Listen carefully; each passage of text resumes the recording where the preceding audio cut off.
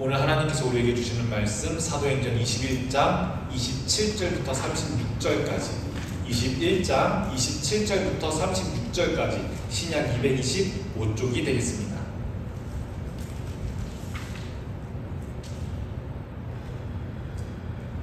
지난주까지 우리가 사도 바울의 마지막 선교 여행의 이제 고별 설교를 마치고 예루살렘으로 드디어 선교 보고하려고 들어온 다음의 이야기입니다. 예루살렘에 들어온 사도 바울이 어떤 일을 겪게 되는지 27절부터 36절까지를 우리가 교독하면서 읽어보겠습니다. 제가 먼저 읽습니다. 그 이래가 거의 참에 아시아로부터 온 유대인들이 성전에서 바울을 보고 모든 무리를 충동하여 그를 붙들고 밀주제 세례자나 누구나 이 사람 각처에서 우리 백성과 율법과 모습을 규명하여 모든 사람을 가르치는 주장에 또 헬라인을 데리고 성전에 들어가서 이 거룩한 모습을 버렸다 하니 이는 그들이 전에 에베소 사람 드로비모가 바울과 함께 시내에 있음을 보고 바울이 그를 성전에 데리고 들어간 줄로 생각함이러라. 온 성이 소동하여 백성이 달려와 모여 바울을 잡아 성전으로 끌어나가니 눈들이 곧 닫히더라. 그들이 그를 죽이려 할 때에 온 예루살렘이 요란하다는 소문이 군대의 천부장에게 들리매 그가 급히 군인들과 백부장들을 보내고 달려내려가니 그들이 천부장과 군인들을 보고 바울을 지혜를 붙이는지라. 이에 천부장이 가까이 가서 바울을 잡아 두 쇠사슬로 결박하라 명하고 그가 누구이며 그가 무슨 일을 하였느냐 물으니 우리 가운데서 어떤 이는 이런 말로 어떤 이는 저런 말로 비치시거늘 천부장이 소동으로 말미암아 진상을 알 수 없어 그를 명예로 내려가라 명하노라. 바울이 층대에 이를 때에 무리의 폭행으로 말미암아 군사들에게 들려가니 이는 백성의 무리가 그를 없이 하자고 외치며 따라가미러라. 아멘. 네, 오늘 예루살렘으로 돌아온 바울이 겪은 일들을 보았습니다. 우리는 살아가면서 구체적이게 할 때도 있고 추상적으로 할 때도 있고 계획이라는 걸 하면서 살아갑니다. 우리 사람은 나의 앞날의 모습이 어떠할지 예상하면서 살아가는 동물입니다. 우리는 늘 누구나 계획이라는 것을 합니다. 아니요 목사님, 저는 MBTI 마지막이 P라서 저는 즉흥적으로 사는 사람이에요 라고 하는 사람들도 이미 계획을 하고 있습니다.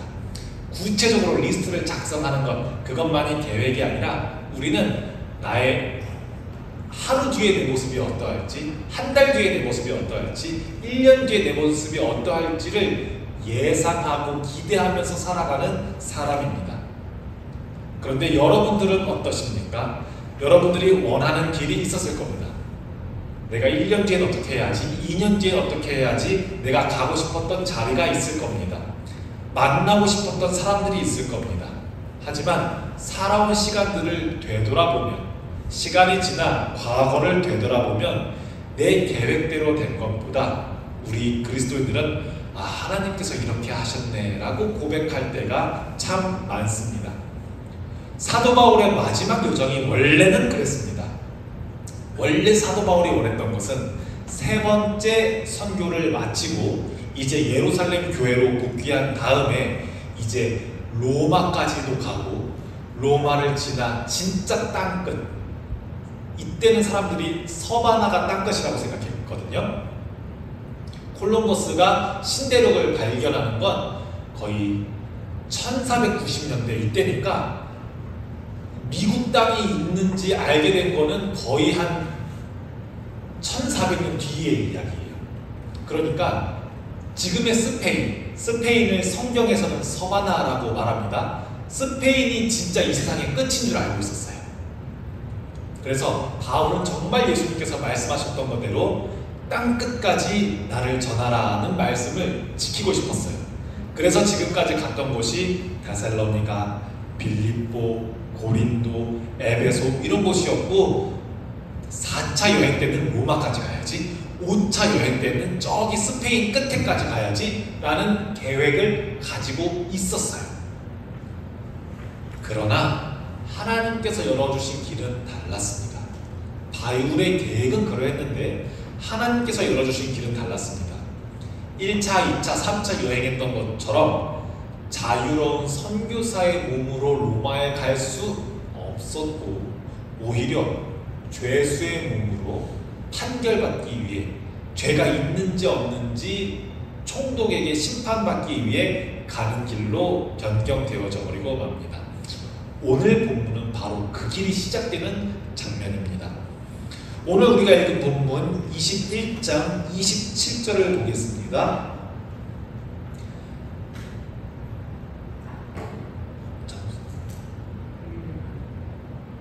아닙니다. 21장 28절이네요. 이스라엘 사람들아 도우라. 이 사람은 각처에서 우리 백성과 율법과 이곳을 비방하여 모든 사람을 가르치는 그 자인데 또 헬라인을 데리고 성전에 들어가서 이 거룩한 곳을 더럽혔다 하니 라고 말하면서 예루살렘에 있는 사람들이 바울이 들어오자마자 바울을 모함합니다. 특히 이방인을 데리고 원래 성전에 오는 게 안 되거든요. 예루살렘 성전에 유대인만 들어갈 수 있지 사마리아 사람도 못 들어갑니다. 헬라인은 당연히 못 들어가고요. 그런데 나중에 보니까 에베소 사람이랑 시내를 거닐던 거를 착각하여서 바울이 들어갔다고 생각합니다. 거짓으로 고발하였습니다. 당시 성전이라고 하는 곳은 우리는 본향교회 성전도 있고 저 다른 교회 성전도 있고 성전이 많이 있지만 당시는 예루살렘의 성전 딱 한 곳 있었는데 이곳은 바로 유대 민족의 정체성이 걸린 곳이었습니다. 그래서 성전 안에는 이방인들과 유대인들을 나누는 벽이 있었고 이걸 넘는 것은 거룩한 율법을 무시하는 하나님의 율법을 무시하는 일이었습니다. 그만큼 성전에 대한 문제는 민감했습니다. 그리고 바울이 마음에 들지 않았습니다. 왜 그러냐면 우리가 평소에 읽는 성경이랑 다른 말을 외국 가서 자꾸 퍼뜨리기 때문입니다. 자꾸 외국에 나가가지고 원래 우리 말씀을 예수라고 하는 우리가 동의하지 못할 법한 사람이 하는 말을 자꾸 퍼뜨리고 다니기 때문입니다. 그래서 되게 아이러니한 일이 일어나거든요. 오히려 유대인인 바울을 유대인들이 고발하고 로마 군인들이 지켜줍니다. 31절 말씀을 보겠습니다. 그들이 바울을 고발한 사람들이죠. 그들이 바울입니다. 그들이 그를 죽이려 할 때에 온 예루살렘이 요란하다는 소문이 군대의 천부장에게 들리매 동족 유대인들에게 죽임을 당할 뻔한 바울을 로마 군인들이 오히려 보호합니다. 바울을 죽이려 했던 군중들은 같은 동족이었는데 정작 그들을 지켜준 것은 우리를 억압한다고 생각했던 우리가 평소에 미워했던 로마 군인들이 지켜줍니다. 여기서 우리는 하나님의 섭리를 봅니다. 하나님은 우리를 예상하지 못한 방법으로 도우십니다. 천부장이라고 하면 1000명 단위의 군대를 거느리는 장관인데 엄청 높은 사람입니다. 엄청 백부장보다 10배는 높은 사람입니다. 이 사람이 바울을 지켜줍니다. 그런데 좋아하는 마음으로 사랑하는 마음으로 지켜준 건 아니고 예루살렘 수도가 지금 소란스러우니까 혹시라도 시위가 일어나진 않을까, 혹시라도 유혈 시위가 일어나진 않을까 하는 마음에 바울을 찾아옵니다. 천부장의 도움을 받아 바울은 다른 곳으로 쇠고랑을 차기는 했지만 안전한 곳으로 이송됩니다. 그리고 나서 바울은 내가 진짜 그런 거 아닌데 라고 하면서 22장에서는 이제 군중들 앞에서 변호합니다. 22장 1절을 읽으면 부형들이여 내가 지금 여러분 앞에서 변명하는 말을 들어주세요. 제 말 좀 한번 들어주세요 라고 말하면서 내가 옛날에 원래는 예수님 믿는 사람을 잡아가던 나쁜 사람이었는데 내가 다메섹 도상에서 예수님을 만났고 그곳에서 예수님께서 나를 내가 가고 싶어서 간 게 아니라 예수님께서 나를 이방인들에게도 네가 아는 말들을 전하라는 말씀을 하셔가지고 내가 갔던 겁니다 라고 변명을 해요. 이렇게 이야기하면서 가장 중요한 21절 말씀을 우리가 한번 같이 읽어보면 좋겠는데요. 22장 21절 말씀입니다. 시작. 나더러 또 이르시되 떠나가라. 내가 너를 멀리 이방인에게로 보내니라 하셨느니라. 제가 가고 싶어서 간 게 아니라 예수님께서 하나님께서 나를 보내신 거예요. 내가 우리 여러분들을 미워해서 이방인들에게 간 게 아니라 이것을 그들에게도 알려주라는 말씀을 나는 받았어요 라고 말합니다. 그런데 군중들은, 유대인들은 민족성으로 똘똘 뭉친 민족이기 때문에 이 간증조차 받아들이지 않습니다. 오히려 더 크게 분노하면서 소리칩니다. 여기서 우리는 알 수 있습니다. 하나님의 말씀이, 하나님의 증언이 모든 곳에서 환영받지는 못합니다. 전 유튜브에서 이런 걸 본 적이 있는데 어떤 잘못된 복음을 전하는 어떤 사람이 왜 사람들이 이걸 믿지 않나 막 의아해하는 장면이었는데 당연합니다. 정말 참 복음도 누군가에게는 부끄러워지는 말씀이 될 때가 있고 누군가에게는 당연히 핍박해야 하는 말이 될 수가 있습니다. 그럼에도 불구하고 바울은 자기의 항변을 합니다. 자기의 무죄를 주장합니다. 그런데 이 소란스러움이 잠잠해지지 않자 천부장은 영내에 끌고 들어온 바울에게 이제 벌을 하려고 하는데 그때서야 잠깐! 나 사실은 유대 민족이긴 한데 나 사실 종 아니에요. 나 사실 천민 아니에요. 나 사실 시민이에요 라고 로마 시민의 카드를 꺼내듭니다. 그러고 나서 이거 여기서 처리할 게 아니네. 너의 잘못을 우리가 여기서 처리할 게 아니네. 당신 아무래도 로마 법정에서 처리를 받아야 될 것 같습니다 라고 하면서 전혀 바울이 원하던 방식이 아닌 다른 방식으로 로마에 가게 됩니다. 우리는 이 바울의 이야기로부터 무언가를 얻습니다. 그리고 이제 24장, 5장, 6장, 7장, 마지막이 28장인데 여기부터는 로마로 가는 바울의 배틀 이야기, 그리고 로마에 도착해서 가택연금을 받게 되거든요. 가택연금을 받게 되면서도 로마에서 이제 사역을 진행할 수가 없잖아요. 집안에 있으니까 교회를 만들 수가 없잖아요. 그런데 아니 이게 웬걸, 로마에 이미 예수님을 믿는 사람들이 있었습니다. 나의 힘으로 다 해야 되는 줄 알았는데 로마의 복음을 받아들인 사람들이 있어서 가택연금을 받으면서 면회 오는 사람들에게 말씀을 전하면서 이제 말씀이 맞춰지게 될 겁니다. 사도행전은 교회가 세워지게 되는 이야기인데요. 이 이야기들이 이렇게 흘러갑니다. 오늘 우리는 바울의 이야기를 통해서 세 가지 교훈을 얻을 수 있을 것 같습니다. 바울, 계획한 대로 된 거 거의 없습니다.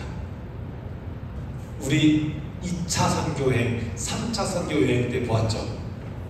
오늘은 데살로니가에서 할 만큼 했으니까 아테네로 갑시다. 아테네에서 이쯤이면 교회가 잘 세워졌으니 고린도로 갑시다. 이렇게 계획해서 떠났나요? 아닙니다. 하도 해코지를 해대서 도망치듯이, 또 여기까지 따라와서 해코지를 하니까 도망치듯이 나오면서 선교했습니다. 바울은 이런 억울함 저런 억울함 당했지만 오히려 그것들이 선을 이루어서 이렇게 로마까지 가게 됩니다. 두 번째 우리에게 교훈을 줍니다. 복음은 장벽을 넘어섭니다. 유대인들은 민족이라는 장벽을 못 넘어섰습니다. 어떻게 저 사람들이랑, 어떻게 이방인들이랑, 어떻게 우리 유대인들이랑 같은 하나님을 믿어 이 벽을 넘어서지 못했습니다.